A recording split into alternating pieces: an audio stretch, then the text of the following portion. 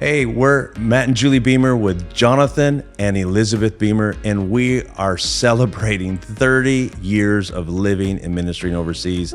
And to do that, we're going to be sharing stories both today, Club 1040 Day, and throughout the year coming. We'll be dropping different stories, different podcasts, and things like that to show you how your investment in Club 1040 is making an impact throughout the Middle East and North Africa, and to talk about how by the year 2030, we want to see that impact expand and continue in a strong and more quick way. So make sure you don't miss out, and also help us out by sharing these with your friends as well. Spread the word, because the more we get this word out, the more we can do, the more quickly we can do it together. God bless. Let's go to the beginning of your story. Oh, the beginning of my story. Okay. So I grew up in West Michigan, and as you guys know, okay, so it kind of starts here, I guess. My family was a part of the charismatic renewal in West Michigan, especially my uncle, my aunt and uncle. They were a big part of it, but all my family was. They came out of denominational churches into a spirit-filled experience. And so I kind of grew up from the time I was just little in that whole charismatic thing. Then at one point, there was a pastor that came from the Bible college that Julie and I went to, and he took over a church, and my family went to help him. And so I was a young teenager when that happened, and he gave me a book.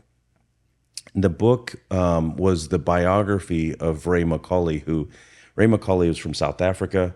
He and in it, at the time, of course, I was into football and powerlifting and weightlifting and all those things. I was, sort of like I guess I must have been junior high, something like that.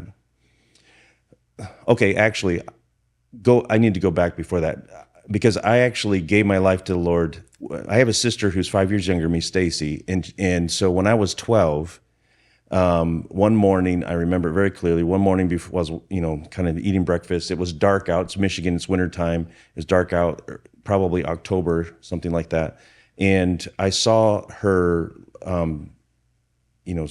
So she must have been like 7 years old. I saw her little kid's prayer book, and it was one of those little books that, has kind of like the really heavy duty pages. And I flipped to the back, flipped to the table of contents, and it said prayer of salvation. I flipped to the back and I read the prayer of salvation, and I closed the book. I'm like, okay, I'm good. It was like no special like angels or anything like that. That was it. I knew that, I just had made a personal decision. And the interesting thing about that is by the time my parents... Sorry, that just explains your personality too, right there. Done and dusted. Yeah, okay. Yeah.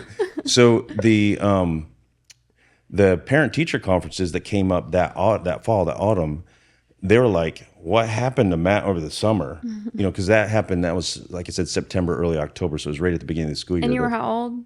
I was 12 going on 13. Okay.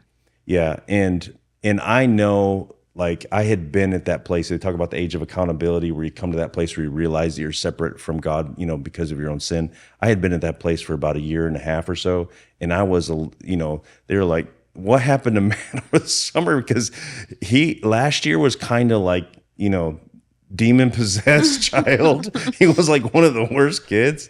And then this year, he's like really nice and sweet. And it's a little kid that's like joyful. Reminds me of someone else I know. And so that was, and then, I obviously was in and out of the church. But by the time we went to the church that Dave Beebe pastored, he gave me that biography of Ray McCauley, and in it, by then I was into football and powerlifting and things like that as a young teenager.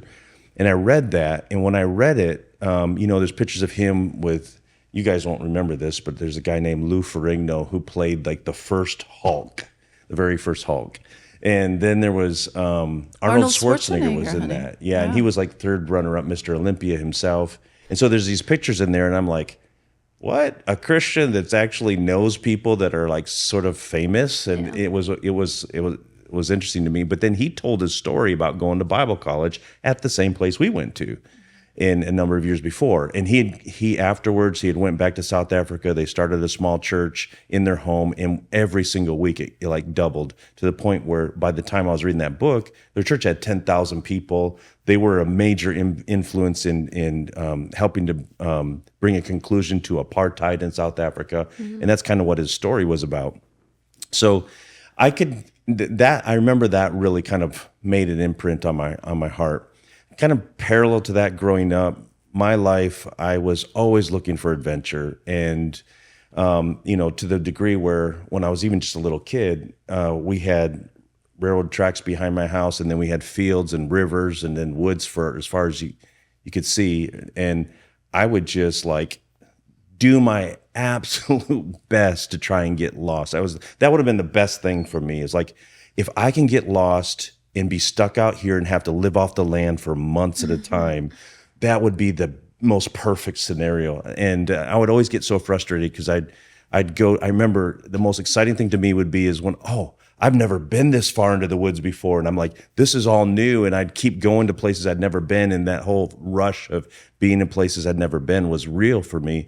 And then I'd come out onto a road and I'd be like, I don't know, do I go right or do I go left? I'm like, I have no idea where I am. And then I would start I'll just go this way. And I start walking, and, maybe 2 hours later, I'm in a place, I'm like, I think I recognize where I am. I'm like, oh man, I'm not lost. So that was a fairly regular thing, looking for adventure. And what were your parents doing during that? They were both, I was a latchkey kid. They were both working jobs, trying to make ends meet. And I got into so many trouble situations because of that. So there's hope for parents out there to know that if their kid is out looking for adventure and getting in trouble, they could end up going around the world telling people about you. Is this the time that we talk about what kind of trouble? No. There's a lot of it. Yeah, no, that's another podcast. Had to try. Yeah.